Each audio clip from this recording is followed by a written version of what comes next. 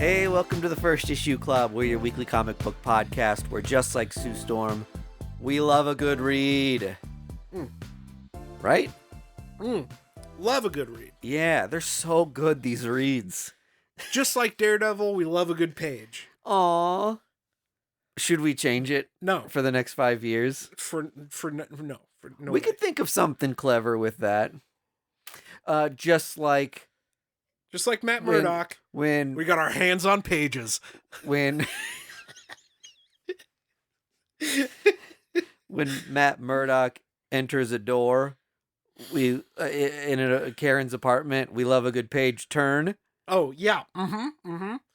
Just like when Karen came back and she was addicted to drugs and had become a hooker, we love a good page turn. I don't remember this storyline. That's Kevin Smith's run. That's Kevin Smith's run. I never read that. Right before she dies. Spoiler alert for a 25-year-old comic. Yep. R.I.P. She's back. Don't worry. And hello and welcome back to Karen Page. You're a legend, Karen. Her first appearance, I think, is Daredevil #1. She's an OG. Oh, like actual Daredevil #1. Yeah, I think her and Foggy pre-Frank Miller both show up in... I know, Frank Miller establishes so much of the canon of Daredevil. It's wild to me to think that Stick gets introduced in Frank Miller's run in like the hundreds. Yeah. He's such a foundational thing with Daredevil's origin, but it takes over like 150 issues to get to him. That's crazy.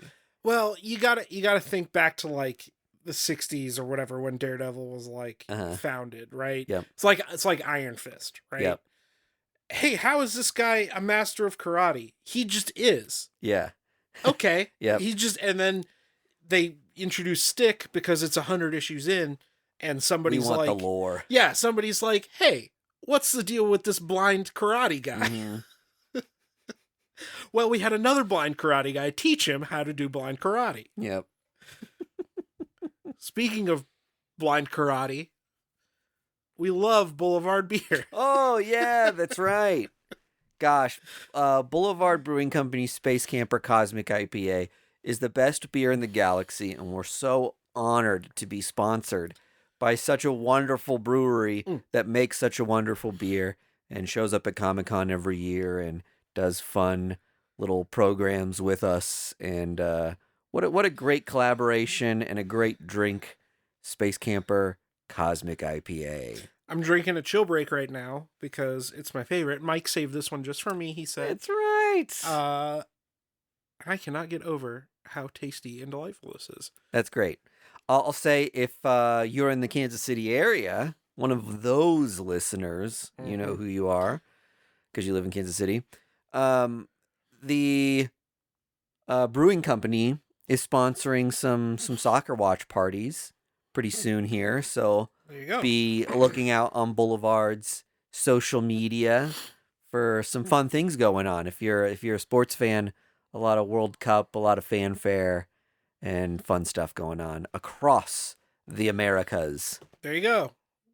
Yum, yum, give me some down in my tum-tum Space Camper Cosmic IPA. It's not a beer, it's a journey. Very well said, Mike. Thank you. I'm surprised I got that one out. That's the famous Greg tagline. If you're a regular listener, you'll notice that freak hasn't chimed in yet. No, there was no Greg here this week. We're Gregless. He's watching the kids. So the Auditors are here. The Auditors. Me and Vargas gave ourselves a nickname. We're the Auditors. That's right. Very cool, right? Very cool. High energy. Yes. Exciting. We get in depth. We talk about numbers. Yep. We talk about facts and figures. And none of that ruckus. No fun. No. Strictly analytics. That's right. Gosh, speaking of no fun and strictly analytics, we were a peek behind the curtain. Vargas and I were looking at some of the podcast plays recently, and there will be days where we have like thousands of extra plays that we don't normally get. And we're pretty sure bots are crawling our podcast and training themselves, which has got to be something that's happening all over the place now, where people are just like, how can I make some extra income? I'll have this bot crawl a ton of different podcasts, and then I'll make like a super nerd podcast. Correct. So if you find any digital approximations of Mike, Vargas, or Greg, let us know, so we can go find the AI us. But dude, how cool would that be? Let's interview AI us. Yeah, if we can do a cross promotion. Yeah. With AI First Issue Club. That would rule. AI FIC. FAIC. Guys, we're entering an era of so much junk content. Can you imagine listening to a podcast that is, I don't know, robots relitigating the same thing basically over and over again? Listen, buddy, I'm going to do one better, and this is really going to irritate you. Okay. Amazon, I'm pretty sure Amazon recently either like launched or announced that they're doing like product descriptions and reviews as AI podcasts. Yeah. So you can go to a product page and click like tell me about it or whatever. And they'll tell you what this shampoo is like based on the description and user reviews in the style of a podcast. It's like, hey fam, yeah, so glad you tuned in today. We're really excited to tell you about these dog poop bags. We're gonna tell you all about this motherboard for a 1943 Dell Quantum processor. Whatever. Yes. This left headlight for a 1940 Honda Civic is the shit. Man, there was a while where I was like, man, the future's so cool. When, even though there's like not a ton of utility in like Apple Vision Pro, I was still just like, the future is starting to get cool. And then we took a turn. And now I'm like, the future just sucks. What was that comic that came out a few months ago? The Future is Fucked. The Future is Fucked. Yeah. What a good name for a book. It depresses me whenever someone brings up the fact that, you remember George Jetson from the Jetsons? Yeah. He worked 15 minutes a week. Oh, amazing. That was like, the bit was like, oh, in the future, so much of it's automated. Everybody's going to be able to work 15 minutes a week. And you can still raise a family and afford your home that goes up when the weather's bad and lowers. And yep. And yet here we are. Yep. Losing our jobs to robots. That's right. We'll be the subterranean folk when high society raises above the clouds. Hell yeah. And we'll still be podcasting from our underground bunker, letting you know about what comic books would have been like if society would have continued on. Well, this week, I drew this Captain America comic. Vargas's Captain America. Vargas's Captain America. So cool. What else? Any comic book news before we get into the books that we read this week? So, I mean, big time, Absolute Catwoman. Absolute Catwoman comes out next week. Yeah. That's pretty exciting. Next week's a huge week for comics. Yep. I'm interested to see. It still seems like whenever the Absolute Batman universe, at least, introduces a new comp for an existing character, that people are gaga for it. Oh, yeah. Now, this is Absolute Catwoman's already been introduced, but in her first issue, I'm assuming we'll probably get glimpses into a handful more characters we've never seen before. I'm interested to see how much the buzz or the hype continues into basically a tie-in to what was once like considered an adjunct book, right? And is now like a kind of a flagship thing, that the add-on book to what was once an add-on book does Absolute Batman still have those kind of legs for this next thing to be an absolute sensation before anybody's even read it yet.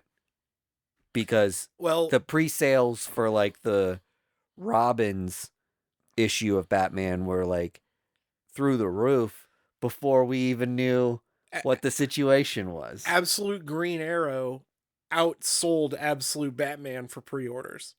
Is that right? Yeah. Oh, I didn't realize that. Interesting. Yeah. Okay.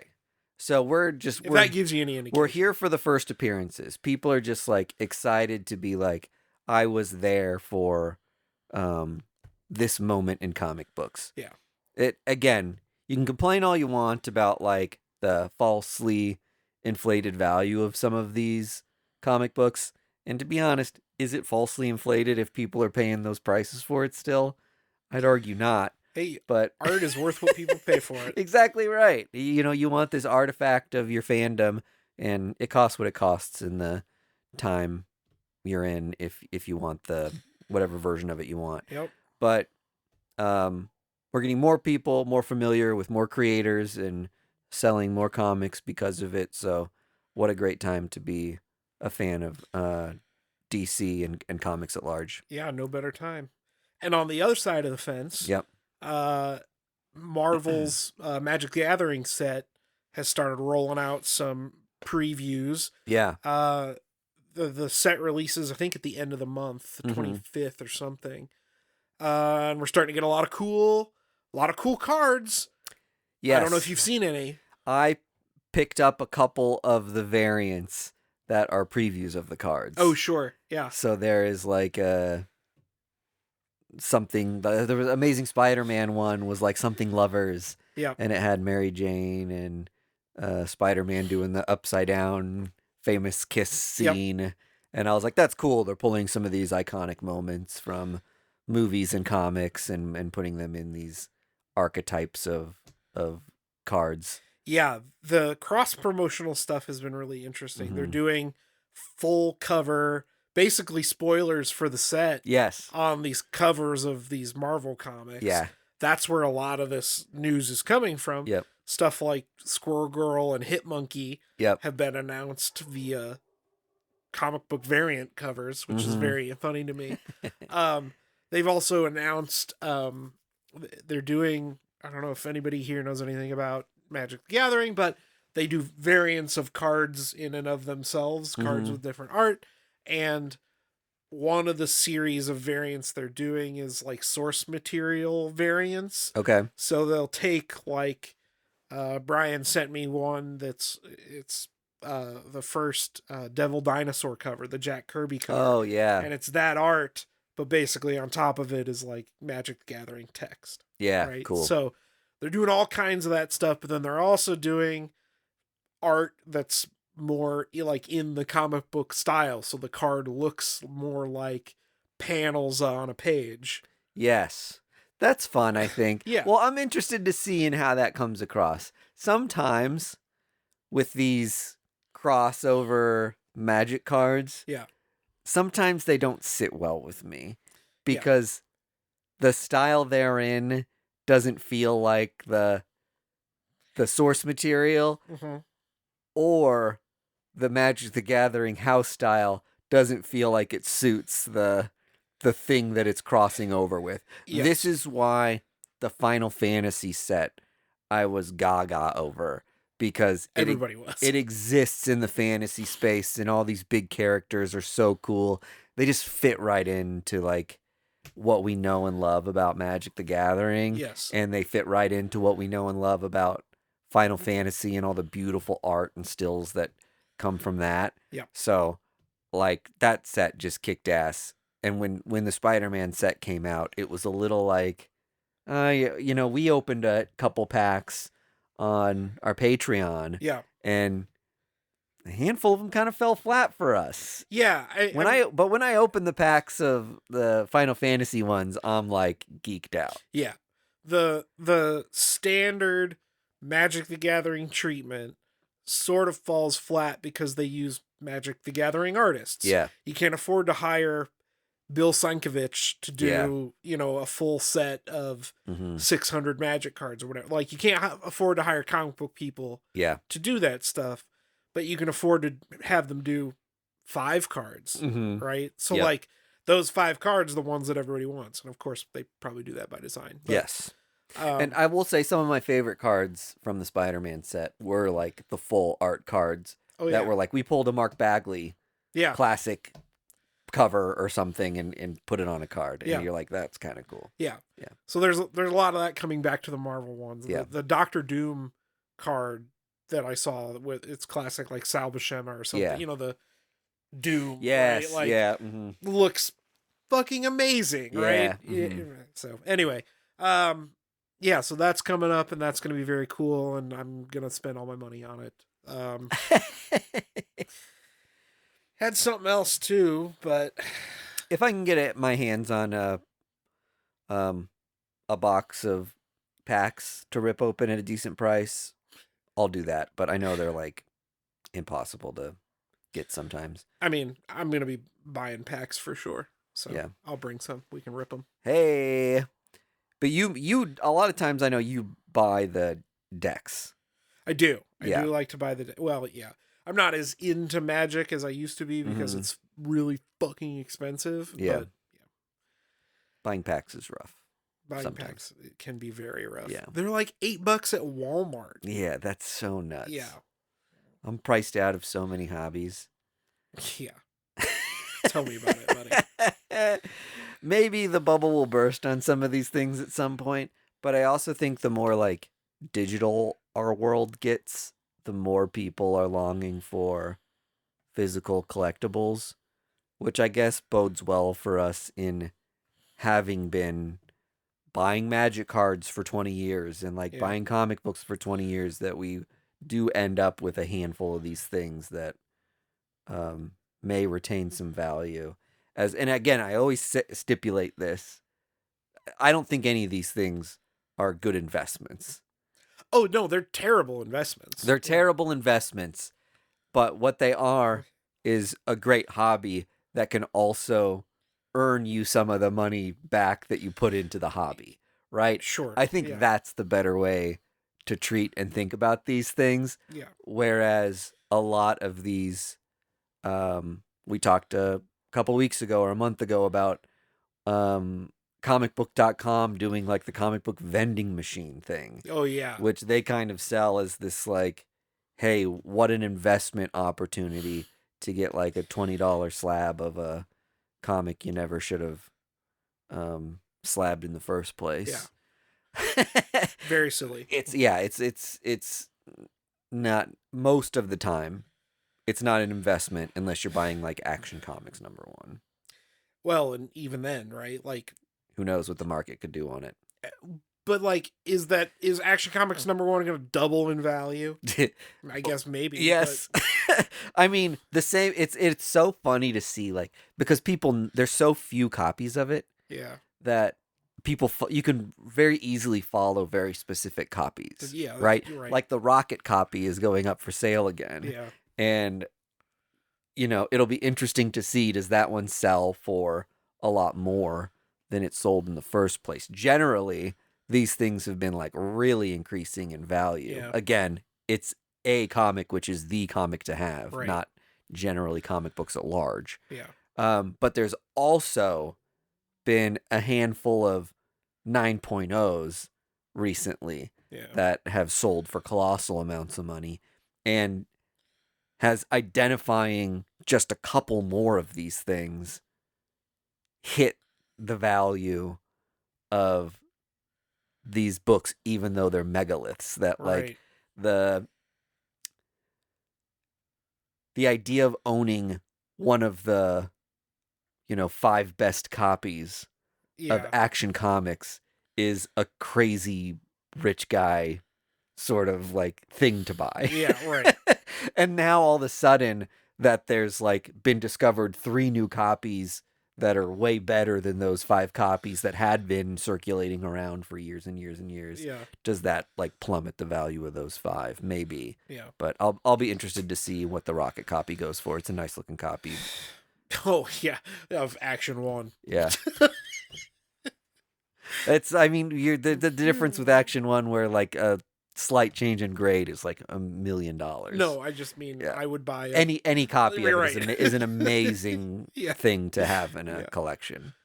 Yeah. So before we jump into comics, I'll ask this as a fun question: would you buy a loose page of Action One of Amazing Fantasy 15? Yes. I would too. I think I Like would. a slabbed page. Yes. I Yeah. think for the most part, slabbed single pages are very stupid. Oh, But I hate the idea of someone tearing apart. yes, A copy. And here's the thing: people will have ratty copies of some classics, Yeah. and be like, "I can make more money on this by slabbing individual pages Yeah. and selling those for $300 a pop to people who could never in their life afford a full copy of Spider-Man #1." Yeah. Right. Right. Right.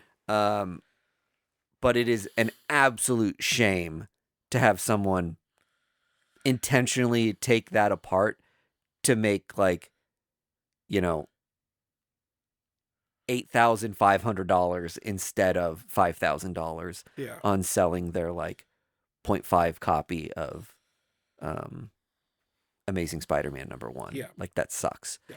But at the same time, if I could get a page of Amazing Fantasy 15 for a reasonable amount of money just to be like, I have a piece of Spider-Man history. Yeah. Like, that would be so stinking cool. Right. Yeah. Yeah. Even if it was a nonsense page, right? Like, yeah, I think I would at least want Peter Parker to be on the page. Sure. If he's not on it, I would be like, ugh. Like, I wouldn't get like an ad page. Right. Well, hey, $25. Well, for $25, I would. Yeah. There you go. Right. Yeah. So there's a price you would pay. No question about it. But I'm thinking baseline. Yeah, you want the Spider Bite page. Yeah. Oh Right, God. right. Yeah, the Spider Bite page for sure. I think there was a page recently that kind of blew my mind on how much it sold for that I saw on eBay. Of what? Amazing Fantasy? No, it wasn't Amazing Fantasy, but it was a classic and had the first panel appearance of a DC character. And when you're talking some of these like original DC characters, Yeah, it's from 1930 you're, whatever. yeah, you're talking like 30s, 40s, 50s, and things that are like extremely hard to get your hands on. So some of these pages are just so iconic on their own. So All right. cool thing to own for somebody somewhere. Yeah. Mike D's going to have a box of slabs of single pages. Yes, I'm going to put together an entire copy of Amazing Fantasy In individual slabs. in individual slabs. Dumb thing to try to collect. It would take up so much space. Well, you claim you're into preservation, Mike. At least you could read it. Yeah, right? Yeah. You just drill holes through it and tie the slabs all together. Oh, I love that idea. Click. Clang. Yeah, it's click, a big click. You want to talk about some comics? Yes, let's get into first issues. Okay. We both read Zack Kaplan's new book. Yes. Only the Savage Remain are left. Only the Savage are left. Oh my gosh. I wish I had the comic with me. I've got it on my phone. Hey. Vargas to the rescue. When we record these, Only the Savage are left. only the Savage are left. We record these often so quickly after Wednesdays that a lot of the time I don't get a chance to go to the shop, so I buy them on like a Kindle or Apple Reader, so I can review them. And then I use my phone to. So I can't reference any of the titles or creators or anything, so I got to rely on you guys. Thanks for coming through, Vargas. I got you, man. We love Kaplan. He's done a lot of great sci-fi and kind of like like one thing I like about a lot of his comics is that they say, "Hey, here's a moment in time that changed everything," and then it's like, here's the fallout of this unique scenario shows you how people deal with the repercussions of something. Yes. And this book in particular is a little more like a classic zombie story than something we've seen from him before. It is a lot of his work is I don't want to say, well, maybe I do want to say kind of like heady sci-fi. So the first book that like made me connect that this is like a guy that I know is Kill All Immortals. Yeah. Which is very much like a goddess going on a revenge spree, but also it ruminates on what it means to be eternal and live forever and all that kind of stuff. So that's the kind of stuff I think you think of when you think of a Zack Kaplan book. So yeah, I think this is a little bit, I mean, not to say it's outside his wheelhouse, but he's stretching his legs a little. Yeah, as a creator. I'll say maybe one of his more accessible types of comics, right? Totally. Yeah, it's very much like it's a setting that people are familiar with. Yes. And then you're putting a Zack Kaplan story in that that world. Yes. So the book starts out with a lot of world building, which I appreciated because it got it out of the way. Mm-hmm. And the world building is, basically it's a zombie apocalypse where everybody gets infected and they grow these crazy like growths and then turn into zombies and start eating people and zombie stuff. Yep. But then the twist of this is that when those zombie bodies are burned, if you are infected and you inhale the fumes, you become cured or can potentially become cured. Yes. Or the symptoms are somehow mitigated. Yes. Right. At least if you haven't turned like full feral or you haven't gone full zombie yet. Right. And I loved this as like the inflection point that we discovered that as a society. Yeah. The we as in like, let's pretend this is like this happened. Yeah.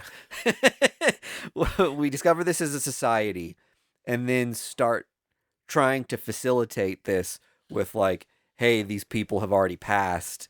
Let's have a controlled like burning and give these people an antidote that we've identified that are infected. Right. But ultimately, people are selfish and want to skip the line, especially when it comes to your life and survival. Yeah. And so people who are infected are killing others who are infected in order to get an antidote, which ultimately leaves you in a world wherein only the savage survive. Right. That some of the people who are willing to take shortcuts and compromise their morals for themselves or their own self-interest are the people who are left in this version of Earth. Yeah. Which, again, to go down the auditor trail, since we are the auditors. Yes, that's right. Thanks for bringing it back. Speaks very much to the Romero zombie. This is directly like the people that make it in this world are capitalists. Yeah. They are the people who are looking out for themselves. They're looking for the next opportunity to strike, literally and figuratively, and make what's good for them, looking out for number one. Yes. Which I thought was a really interesting way of doing that in a format that's both familiar and new. Yeah, right. Another aspect of this that I loved is that the people who are cured have remnants of their infliction. Yes. So when we say zombies, it's a bit more of an abstraction from zombies than that. These people turn more into like beasts. Yeah, they turn into like the monsters from A Quiet Place. Yeah, right? So you'll have somebody with like a claw hand. Yeah. Who then was cured, but this mutation persists. Yeah. Or like they've got like horn-looking things on their heads or whatever. Yep. Right, yeah. So all of that to be said, all this world building set up, basically it's a love story. It's a story of these two kids that fell in love in high school, got, sort of drifted apart for whatever reason, found their way back to each other, and are now out in the world trying to live their lives. The way I read it was they met in high school, boyfriend and girlfriend. Zombie apocalypse happens. Sure. They get pulled apart because of that and never find each other again. Sure. Probably assume the other one's dead, yeah. and then one finds the other in a kind of sanctuary. One person's been out in the wilderness trying to survive, and the other person has lived in a gated city, and now these two people who are once in love have found each other again, but one has become grizzled by the outside world, and then the other has, I don't even know how to frame it, but has just had like a completely different life experience with this post-apocalyptic scenario. It's basically the Hallmark movie where the girl moves away to the big city, and comes back to her, and she comes back and meets the hunky, owner of the dog shelter. Yes, that's right. Gosh, during Halloween, Hallmark Channel should definitely make like a kind of zombie like a post-apocalyptic love story like this. That would be so good. Totally. That's how I make my $1 million. Yeah, right. It's something too that could be like so corny in a way that. But that's the point. That everybody likes it. Yeah. Yeah. Right. Yeah. Totally. What a good idea. Hallmark, call me. Yeah. Call Vargas. Trademark Vargas. Trademark. Yeah, I like this book. It was cool. There's a lot of great visuals. Yeah. That harken back to some of the cool stuff in the more intense zombie books, like Crossed, but without the hyper-violence, hypersexuality that make those books a little hard, really difficult to recommend and process. But there's a lot of cool, like, I'm a guy in the wilderness with a claw hand. Yes. Like, that rules. I love that. Yeah. So, yeah, a lot of good stuff in this book. Yes. We should mention kind of what what becomes the inciting incident in this is girlfriend who finds the city with her father that is like a little mini fortress. Yes. Her father ends up being sick. There's some antibiotics that could save his life, but they don't do runs for medical supplies from a neighboring community outside of their normal schedule because they know it's like safer when everybody can go do it together. Yeah. And they're just like, sorry, community and rules come first. We don't risk our lives for strangers. We don't risk our lives for strangers. The daughter goes out on her own to find the medical supplies. Yeah. She doesn't come back. The guy goes out there after see if he can find her yep. and potentially save her or confirm her death or whatever it is. But what he ultimately finds is her father. Her dad, yeah. Says, fuck it, I'm not gonna stay behind and die here either. I'm gonna go look for this kid and look for my daughter as well. Yeah. And he's got a claw for a hand. And he's got a cool claw. Which is come on now. Cool as hell. So we'll see what so they bummer find. for that guy. He's basically with his father-in-law. Yep. In the zombie apocalypse. Ugh.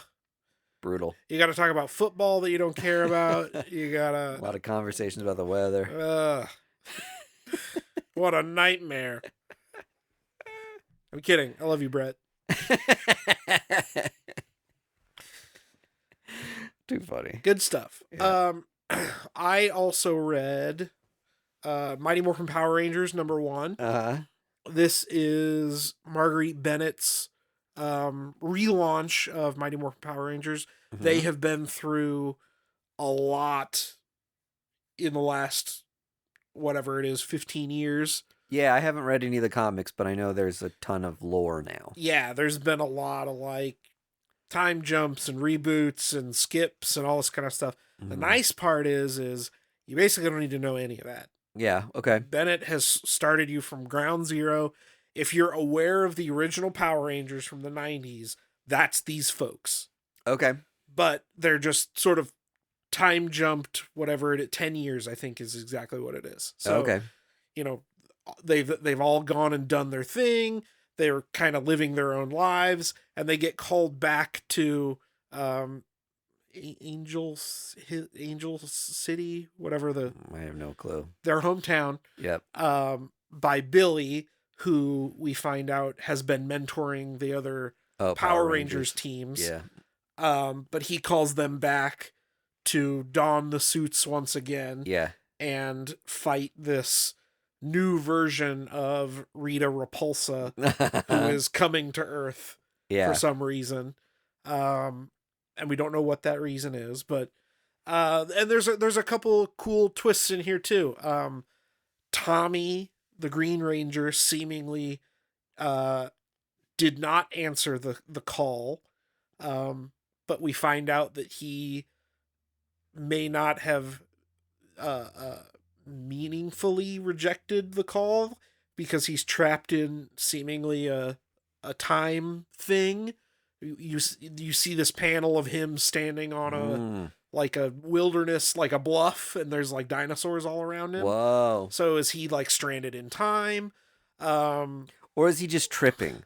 Because I always wondered, the Green Ranger? Just a little chiefing too much koosh. So true, Mike. Another cool twist is the Yellow Ranger has a kid. Okay. Who gets summoned with her. Okay, interesting. So she is, has a baby, has an infant with her. So she has to kind of deal with the fact that, do I want to be a ranger because I might die, defending the world, but whatever. Does her baby get a little ranger suit? No, but her baby hides in Alpha, the little robot. Oh, okay. That helped them, right? Yeah. Billy, he gets destroyed, I guess, and Billy has rebuilt him as a new robot, and they put the baby in his saucer head, which is kind of funny. Anyway, so there's some updates and some interesting stuff that's going on, but ultimately this is a Power Rangers book, just like a episode of the movie, right? They summon, they talk a little bit, set the ground, they fight the bad guys, they summon the Zords, and then at the end they're like, oh, we got to come together, and then cue, issue 2. Is it written, what would you say? I have a handful of questions. I'm here. Age range for this comic book. Recommended for. I would say preteens could read the there's no blood, there's no violence, really. There's no it's gore. like cartoon violence. Yeah, it's cartoon violence, right? They're fighting, robots or whatever, right? So, your 8, 9, 10, 11, 12-year-olds could read this, certainly. But at the same time, are they going to care about the lore of Power Rangers? It's more nostalgia core for kind of people our age. Yeah. I found it really fun and interesting, right? Yeah. It's sort of, again, if you're like a Radiant Black fan and you're like, I am aware that this is just adult Power Rangers and you want to know what kid Power Rangers is, this is a great book to pick up. Yeah. Right? Right. I had a lot of fun with it. So you mentioned Radiant Black. When you compare this comic to Radiant Black, are they... Because Radiant Black is tonally more serious. Yeah. And with this existing in the world of the TV show, does it read like it's kind of like, oh, these are like hokey, funny alien guys that we're fighting? No. Like, is it cornball on purpose? No, there were no bits. Yeah. They weren't doing kick flips and then yes, busting a quip. Totally, right? yeah. Like I just did like a flip for no reason, and I'm like, hurrah! Yeah, like, and then they're like, let's attack. Cowabunga. See you later. Like there was none of that stuff. So, Okay. it was like it took itself serious enough. Yeah. But at the same time, they weren't like, what about my drug addiction? Yeah. Like,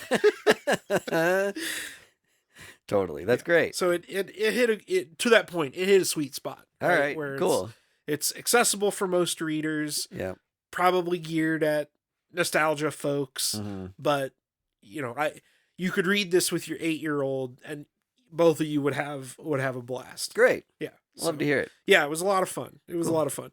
And Power Rangers is one of those universes that I have almost no awareness of beyond the, movie that I watched 100 times as a kid. Yeah. But like, it's been going strong with this shared universe for whatever it is, 15 years now. So like, something's got to be great about this to keep people buying. Yep. So, whenever a new issue comes out, I always pick it up and, Mm-hmm. continue on for the first arc and then have to drop it because I'm poor. But Yeah.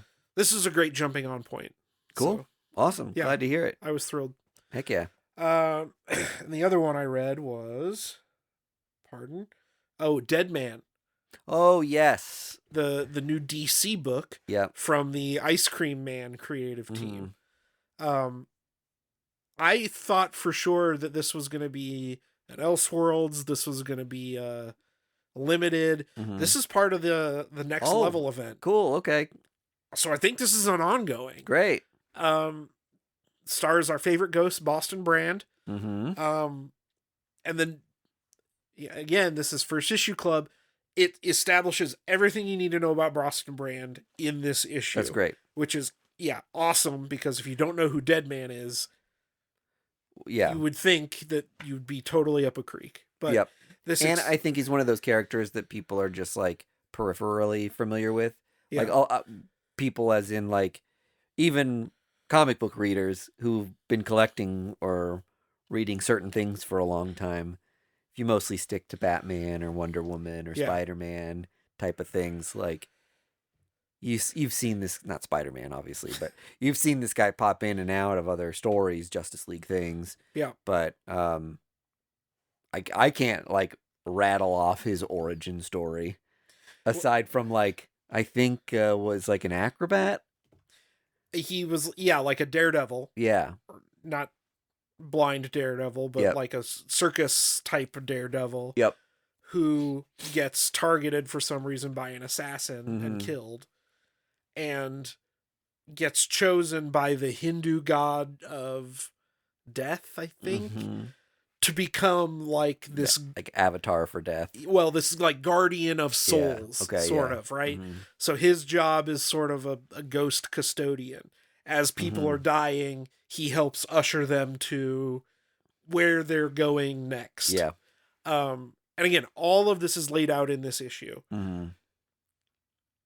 You also get the ongoing story of these demons who are eating souls that Boston is helping, usher along, and he doesn't know why. And also the goddess that he's working for doesn't know why. Yep.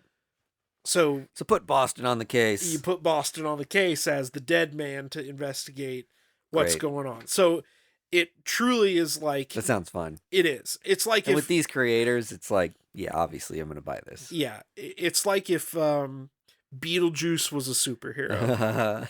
Like, his job is to like be a ghost that helps ghosts. Yeah. And that's what he does. That's great. Yeah. And there's also sort of an interluding story of this like rich guy who seemingly has some connection to these demons. But he's like a flesh and blood guy. Yeah. So we don't know what's going on with him, but he's got a connection to these demons and is a generally bad guy, but whatever. So, all right. Yeah. Cool book. Lots of cool art. Again, if you know the Ice Cream Man sort of aesthetic, this fits right in with that. Yep.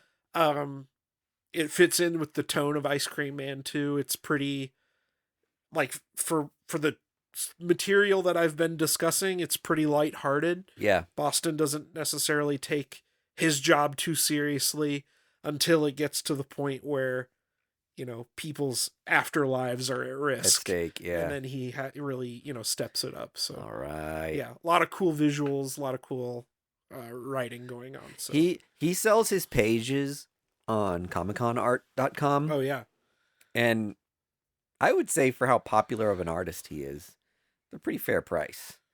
He's still got Ice Cream Man pages on there that are pretty affordable. I'm sure if and when they list the Deadman pages, those will probably be more expensive than typical because it's like a new DC initiative and they're pushing these things a lot. There'll be more people interested in buying the pages for those. Yeah. But even still, Comic-Con art's not one of the like big ones that's always promoting all the time really well on social media. So sometimes you can sneak in there and get something really cool for a really good price. Well, there's a lot of cool like weird. There's a fight scene between Boston and one of these demons at the end of the book. Yeah. But the fight scene is like also Boston narrating to us, the reader, and communicating with his god at the same time. Uh-huh. So he's like, there's a great page where he's trying to talk to the demon and he's got the demon by the wings and talking at it. Mm-hmm. And then it doesn't give him the information he wants. So he leans his head back and opens his mouth, and another little version of him comes out of his mouth to then communicate to his god. Yeah. But the big body is still like holding the demon pinned down. Yeah. Right. Like there's all these weird visuals like that. Cool. So to your point, when those pages go up, like there's going to be a lot of really cool pages to buy. Yeah, definitely. Man, I saw the page that had the Danny Batwoman page from issue 2 where she shoots that guy. Yeah. Sold for a lot of money. And it sold really fast. Yeah. That really shocked me.